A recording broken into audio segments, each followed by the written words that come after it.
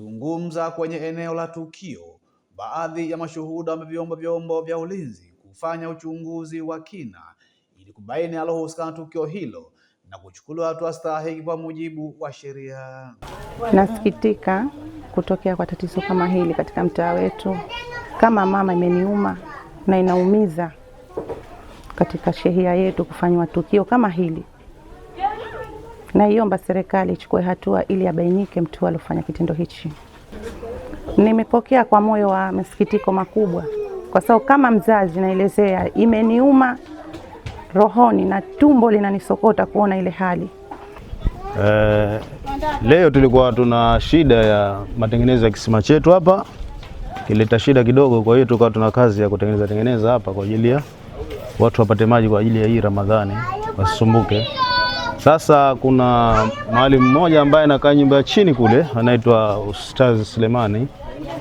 Yule bwana akaniita mimi, kanambia, Rajabu, hebu njoo haraka huko. Nikaenda, nilipofika kanambia, hebu angalia yule si mtoto pale kwenye jaa pale. Mimi nikaangalia, kufika tu kuona, nikamwambia bila shaka huyu ni mtoto, lakini nikashuka paka pale chini nikagundua kwamba ni maiti ya mtoto. Na kwa kukisia pengine anaweza kafika miezi 4 5 labda, kitu kama hivyo. Alafu nikaangalia sehemu za kichwani, ambayo ile sehemu ya kichwani tu ndo ambayo inaonekana ana majeraha ya moto. Sasa hatujui kilichomtokezea au hatujui nani aliyokuja pale akamtupa. Sasa nikamuuliza, Ustazi, vipi ulijuaje? Akanambia kuna mtoto kaja hapo kumsaidia kubeba mawe, ndio kuangalia pale chini akaiona hii maiti. Naambia vijana tokeo hilo wasilifanye tena, lililotokea huku kwetu Majindikani, na halijapatapo kutokea tokeo hili kwetu, ndio kwanza mwanzo leo. Kwa hivyo tumeumia, bora yule mtoto ingetupa akatuwekea juu mabaraza tukamchukua. Tunaumia madam, ni wazazi, mtu anakufa unaumia. Je, mtoto ukamuua kwa hiari yako? Tumeumia mwanangu, sikufichi kitu. Daktari wa hospitali ya wilaya Kinyasini Rashid Salim amekiri kupokea mwili wa marehemu na kusema baada ya uchunguzi wa awali wamebaini kuwa mtoto huyo amefariki kwa kukosa huduma za haraka za kitabibu. Tumepokea mwili wa mtoto mchanga ambaye amezaliwa ni msuni baada ya kuzaliwa, maanake inaonekana ni zaliwa kama leo ama jana. Tumepokea akiwa tayari ameshafariki. Ni mtoto wa jinsia ya kiume ambaye katika uchunguzi ameonekana tayari alikuwa ameshaharibika kwa sababu mwili ulikuwa umevimba sana na tayari amefanya blistering, akiana malengelenge na mwili umevimba.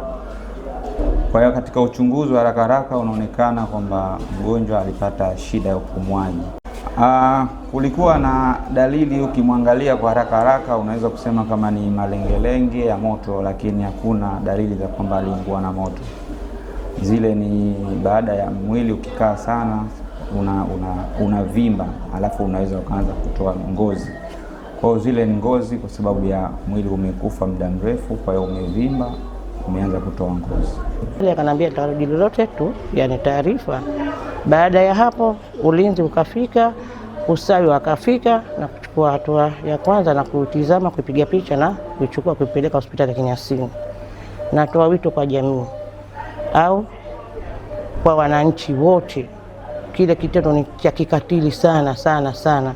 Mtoto wa siku ama wa masaa kutokuonekana kwenye mazingira kama yale ya kutetanisha, ambayo mtoto kaathirika. Mtoto wenyewe wa kiume mchanga, hata utovu bado haujakatwa, haujaanguka yani.